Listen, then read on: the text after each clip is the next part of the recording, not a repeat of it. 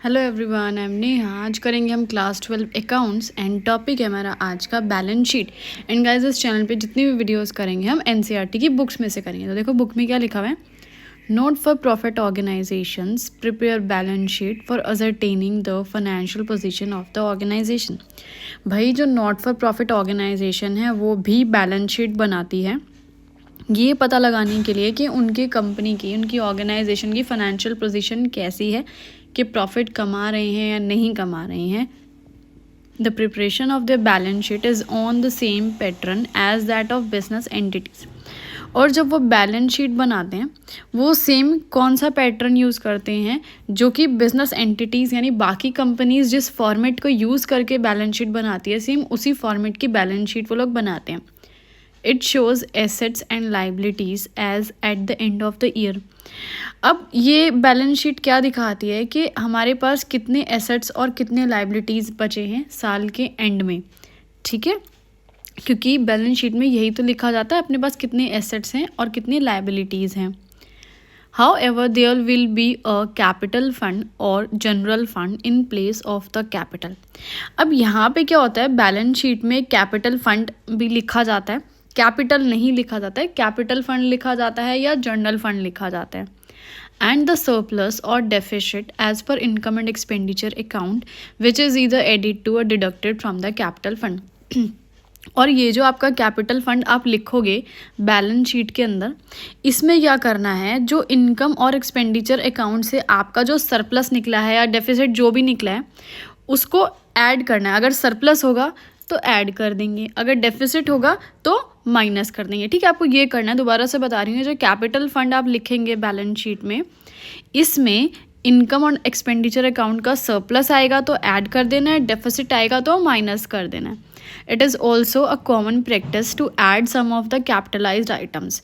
अब भाई इसके अंदर कैपिटल फंड के अंदर एक कुछ और चीज़ें भी आप ऐड कर सकते हो, जैसे लीगेसीज क्या होती है, जैसे कोई भी इंसान होता है वो अपनी विल में लिख जाता है कि जब तक मैं जी रहा हूँ, ठीक है, मेरे मरने के बाद मेरी सारी प्रॉपर्टी पैसा तुम्हारे नाम। अगर ऐसा कुछ है जो भविष्य में आपको आगे मिलने वाला है तो वो चीज़ भी आप लिखेंगे। कोई एंट्रेंस फीस मिली है, लाइफ मेंबरशिप फीस मिली है, ये सारी की सारी चीज़ें आप कैपिटल फंड के अंदर ही ऐड कर देंगे बैलेंस शीट के अंदर। चलो ठीक है। Besides the capital or general fund, there may be other funds created for specific purposes or to meet the requirements of the contributors or donors। अब भाई आपने कैपिटल फंड बनाया, जनरल फंड बनाया, ठीक है, लेकिन इसके अलावा और भी फंड यहाँ पे बनाए जाते हैं किसी स्पेसिफिक पर्पस के लिए। अगर आपको बनाना है तो आप बना सकते हो, या किसी कंट्रीब्यूटर ने, किसी डोनर ने किसी पर्टिकुलर चीज़ के लिए पैसे दिए हैं तो उसका फंड भी आप बना सकते हो। जैसे किसी डोनर ने बिल्डिंग के नाम का फ़ंड दिया है, स्पोर्ट्स के नाम का फ़ंड दिया है, तो आप अलग से मेंशन कर सकते हो कि हाँ हमारे पास बिल्डिंग फ़ंड भी है, हमारे पास स्पोर्ट्स फंड भी हैं, ठीक है। तो कैपिटल फंड के अलावा कुछ और फंड्स भी हैं जो आप इन्हें लिख सकते हैं। Such funds are shown separately in the liabilities side of the balance sheet. और ये जो फंड्स आप लिखेंगे एक्स्ट्रा, ये लाइबिलिटीज साइड में लिखेंगे। याद रखना, जो ये कैपिटल होती है या कोई भी टाइप का फंड होता है ये लाइबिलिटीज़ साइड में होता है। लेकिन आप लोग सोच रहे होंगे कि फ़ंड है, कहीं से पैसा आ रहा है, हमें मुनाफा ही हो रहा है एक तरह से, तो ये एक एसेट हो गया। लेकिन नहीं, इसे एसेट नहीं मानते। क्योंकि भाई क्यों नहीं मानते? क्योंकि सपोज़ कंपनी बंद हो रही है, डूब रही है, या वाइंड अप कर रहे हैं, हम कुछ भी कर रहे हैं, तो ये पैसा ऐसा है जो कैपिटल का पैसा होता है वो हमें वाइंड अप करते समय रिटर्न करना पड़ता है। तो हमारे ऊपर एक ये लाइबिलिटी है, एक ऑब्लिगेशन है कि कंपनी को बंद करते वक्त भाई सबका पैसा हमें वापस करना है, इसलिए हम इसे एक लाइबिलिटी मानते हैं। Sometimes it becomes necessary to prepare balance sheet as at the beginning of the year in order to find out the opening balance। अब भाई यहाँ लिखा है कभी कभी बहुत ज़रूरी होता है हमें बैलेंस शीट बनाना साल की शुरुआत में। वैसे तो हम साल के एंड में ही बनाते हैं हमेशा, ये पता लगाने के लिए कि एसेट्स और लाइबिलिटीज़ अपने पास कितने हैं, लेकिन साल के शुरुआत में भी कभी कभी हम बना लेते हैं बैलेंस शीट। ये पता लगाने के लिए हमारे पास कैपिटल फंड का ओपनिंग बैलेंस कितना है, ठीक है। तो अब यहाँ पे स्टेप देखते हैं बैलेंस शीट के कि कैसे बनती है बैलेंस शीट। इधर प्रोसीजर लिखा हुआ है पूरा। तो सबसे पहला स्टेप है, टेक द कैपिटल और general fund as per the opening balance sheet and add surplus from the income and expenditure account. Same वही बात जो पहले बताई थी वही फिर लिखी है। सबसे पहले आप लिखेंगे कैपिटल फंड या जनरल फंड, ठीक है। और उसमें जो भी इनकम एंड एक्सपेंडिचर अकाउंट से सरप्लस आएगा आप उसको ऐड कर देंगे। या आपके पास कोई एंट्रेंस फीस आई है, कोई लीगेसीज आई है, कोई लाइफ मेंबरशिप फीस आई है, कहीं से भी कोई पैसा आया है फंड के नाम पे या फीस के नाम पे, वो सारा इस कैपिटल फंड के अंदर ऐड कर देंगे। ठीक है, सेम पिछली वाली बात रिपीट की गई है इधर। सेकेंड चीज, take all the fixed assets not sold, discarded or destroyed during the year with additions from the receipt and payment account after charging depreciation as per income and expenditure account and show them on asset side। भाई जितने भी आपके पास fixed assets हैं वो सारे आप asset side में लिख देंगे। ये जो था ये सारा लाइबिलिटीज़ में लिखना था और एसेट्स जो हैं सारे एसेट साइड में लिखने चाहिए। बस एक कंडीशन है, एसेट्स जो हैं आपके बेचे नहीं होने चाहिए, ख़राब नहीं हो गए हों, बिल्कुल डिस्ट्रॉय नहीं हो गए हों, कबाड़ नहीं बन गए हों, वर्किंग कंडीशन में होने चाहिए जो भी आपके फिक्स्ड एसेट्स हैं। ठीक है, उनको आप लिखेंगे। अगर रिसीट एंड पेमेंट अकाउंट से कुछ ऐसा है जो आप ऐड कर सकते हैं तो ऐड कर लो। ठीक है, डेप्रिसिएशन है तो उसे माइनस कर लो। ठीक है, चलो अगला पॉइंट पढ़ते हैं। Compare items on the receipt side of receipt and payment account with income side of income and expenditure account. अब भाई दो अकाउंट इससे पहले बनेंगे, एक रिसीट एंड पेमेंट अकाउंट, एक इनकम एंड एक्सपेंडिचर अकाउंट। अब इनके रिसीट साइड को और इनकम साइड को दोनों को कंपेयर करना है, दोनों को देखने हैं, दोनों के पैसे देखने हैं कहाँ कहाँ से आए हैं। This is to ascertain the amount of. अब भाई ये क्यों ऐसा करें, हम बैलेंस शीट में इन दोनों अकाउंट्स को कंपेयर क्यों करें, क्योंकि इसमें बहुत सारी चीज़ें ऐसी है जो इनमें से ढूंढ कर हमें बैलेंस शीट के अंदर लिखनी है।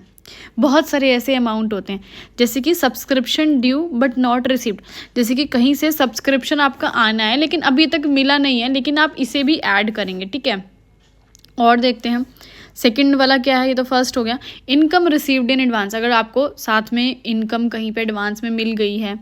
Sale of fixed assets made during the year, या आपने साल के बीच में कहीं फिक्स्ड एसेट्स बेच दिए हैं तो वो भी इसमें लिखे जाएंगे।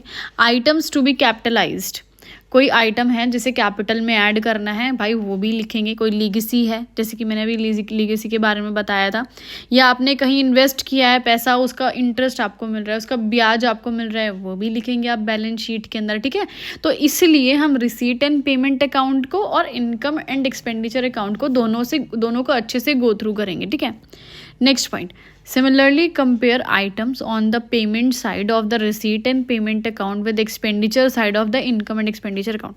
अब भाई ये जो दो अकाउंट हैं हमारे, इनकम एंड एक्सपेंडिचर अकाउंट और रिसीट एंड पेमेंट अकाउंट, इन दोनों को फिर से कंपेयर करेंगे। पहले हमने सिर्फ रिसीट्स देखी थी, अब यहाँ पे हम पेमेंट और एक्सपेंडिचर देखेंगे इन दोनों के। ठीक है, उसमें से हम क्या निकालेंगे कि कहीं कोई आउटस्टैंडिंग एक्सपेंसेस तो नहीं लिखे हैं। आउटस्टैंडिंग एक्सपेंसेस क्या होते हैं, जो खर्चे हमें करने हैं लेकिन अभी हमने किए नहीं हैं। या कोई प्रीपेड एक्सपेंस तो नहीं है, यानी एडवांस में कोई पेमेंट कर दी हो, या हमने कोई फिक्स्ड एसेट्स खरीद ला हो, कोई ऐसा तो नहीं है।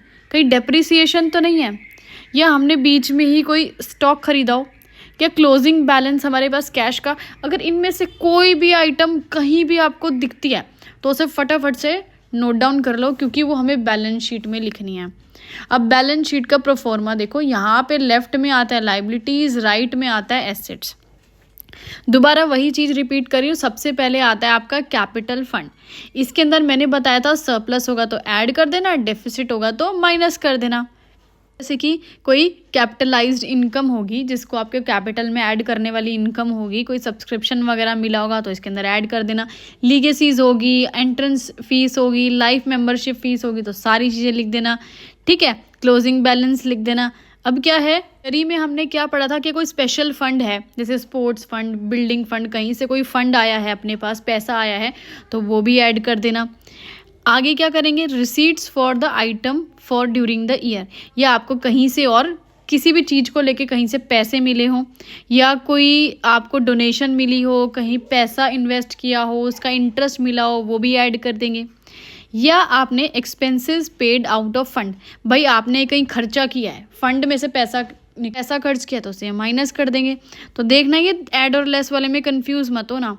कहीं कोई क्रेडिटर्स है, क्रेडिटर्स कौन होते हैं, जिनसे हमने उधार में कभी सामान उठाया है, किसी सप्लायर से उधार में सामान उठाया है, लेकिन उनको भविष्य में तो पैसा देना ही पड़ेगा ना, तो वो लिख देंगे। कोई बैंक ओवरड्राफ्ट है, बैंक को भाई वो पैसा भी वापस करना पड़ेगा एक समय में, जो बैंक से उधार लिए है, एक्स्ट्रा पैसे लिए। आउटस्टैंडिंग एक्सपेंसेस यानी खर्चे हैं लेकिन अभी हमने वो किए नहीं हैं, खर्चे हमारे सर पे बैठे हैं लेकिन पेमेंट नहीं दी है। Income received in advance, advance में इनकम रिसीव हो गई है, मिल गई है, लेकिन उनका हमने काम ही नहीं करा या उनको माल ही नहीं पहुंचाया, तो ये सारी चीज़ें लायबिलिटीज़ में लिख देंगे। अब एसेट्स की तरफ आते हैं। अपने पास कितना कैश पड़ा है हाथ में और बैंक में, वो हमारे एसेट्स हैं।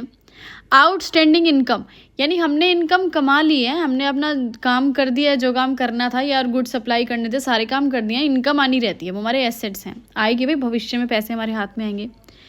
प्रीपेड एक्सपेंसेस, हमने एडवांस में ही खर्चा कर दिया है, ठीक है, लेकिन अभी वो खर्चा था नहीं, हमने पहले ही पैसा दे दिया, वो एक तरह से हमारे एसेट्स हैं।